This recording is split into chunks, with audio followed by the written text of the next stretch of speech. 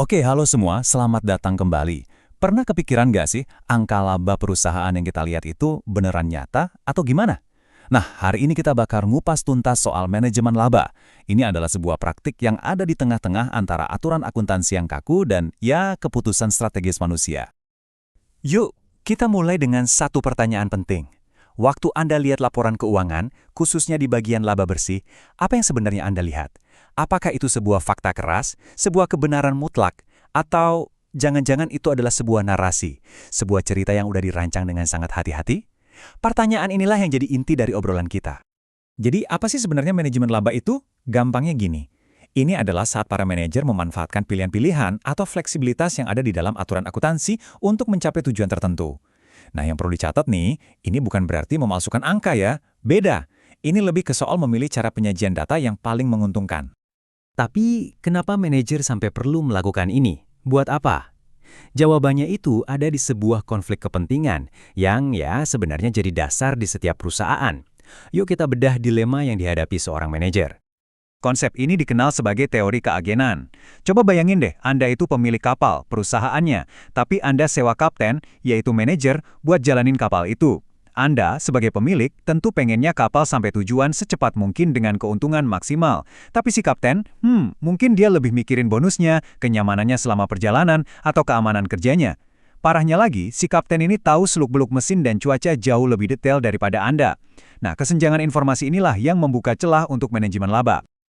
Oke, jadi gimana persisnya cara para manajer ini mengelola laba? Ternyata ada beberapa pola atau jurus umum yang sering banget dipakai. Yuk kita coba intip buku contekan mereka. Biasanya ada 4 jurus utama nih. Pertama, taking a bath. Ini tuh sengaja bikin laporan kelihatan jelek banget di tahun yang emang udah suram. Tujuannya biar tahun depan peningkatannya kelihatan drastis. Kebalikannya, ada maksimasi laba. Ini jelas buat ngejar bonus atau target. Lalu ada juga minimisasi laba. Ini biasanya dilakuin pas untungnya lagi gede banget, biar nggak terlalu disorot pemerintah atau publik. Dan yang terakhir, perataan laba. Ini favoritnya investor, karena bikin kinerja perusahaan kelihatan stabil dan gampang ditebak. Sekarang, kita masuk ke bagian yang lebih gelapnya nih. Kita bakal bahas motivasi yang seringnya oportunistik di balik praktek ini. Disinilah niat jadi penentu segalanya. Seringkali motivasinya itu buat keuntungan pribadi. Misalnya ya, demi bonus yang lebih tebal. Atau buat menghindari denda karena melanggar perjanjian utang. Bisa juga buat bikin nilai perusahaan kelihatan meroket pas mau IPO. Intinya, kalau motivasinya begini, tindakan ini bisa sangat menyesatkan investor dan semua pihak tentang kesehatan perusahaan yang sebenarnya. Sampai di sini, manajemen laba kedengarannya negatif banget kan? Kayak akal-akalan aja. Tapi, gimana kalau saya bilang ada sisi lain dari cerita ini? Mungkinkah ada alasan yang valid dan bahkan bermanfaat? Nah, mari kita coba lihat dari kacamata yang benar-benar berbeda. Sebuah perspektif di mana manajemen laba itu bukan soal penipuan, tapi justru soal komunikasi dan efisiensi.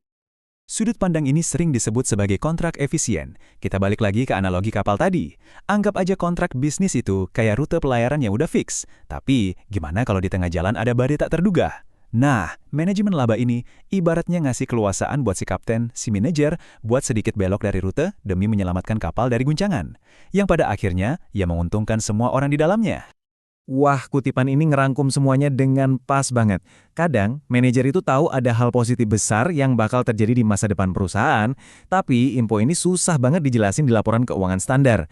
Jadi, dengan mengelola laba, mereka seolah-olah ngasih kode atau sinyal ke pasar. Bilang kalau, ada hal bagus nih yang mau datang, yang akhirnya bisa bantu harga saham mencerminkan nilai perusahaan yang sebenarnya.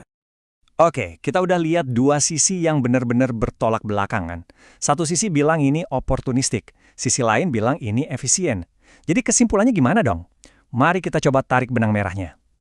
Jadi, inilah ringkasannya. Di satu sisi ada argumen bahwa ini adalah penipuan oportunistik, di mana manajer menyesatkan banyak pihak demi keuntungan pribadi.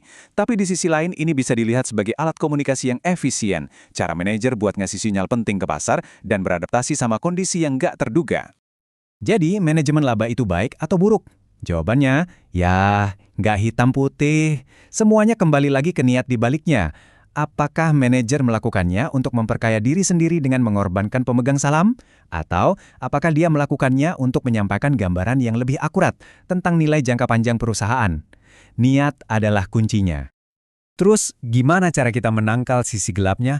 Penangkal terbaiknya cuma satu, transparansi. Tuntut pengungkapan penuh. Semakin banyak informasi yang dibuka belak-belakan oleh perusahaan, semakin sulit niat-niat oportunistik ini bersembunyi. Keterbukaan inilah yang jadi senjata utama kita. Nah, sebagai penutup, saya mau ninggalin satu pertanyaan buat Anda. Setelah kita ngobrolin semua ini, lain kali Anda baca laporan keuangan, Anda nggak akan cuma lihat deretan angka aja kan? Anda akan mulai mencari ceritanya, mencari motivasinya, dan membaca sinyal-sinyal yang mungkin tersembunyi di baliknya.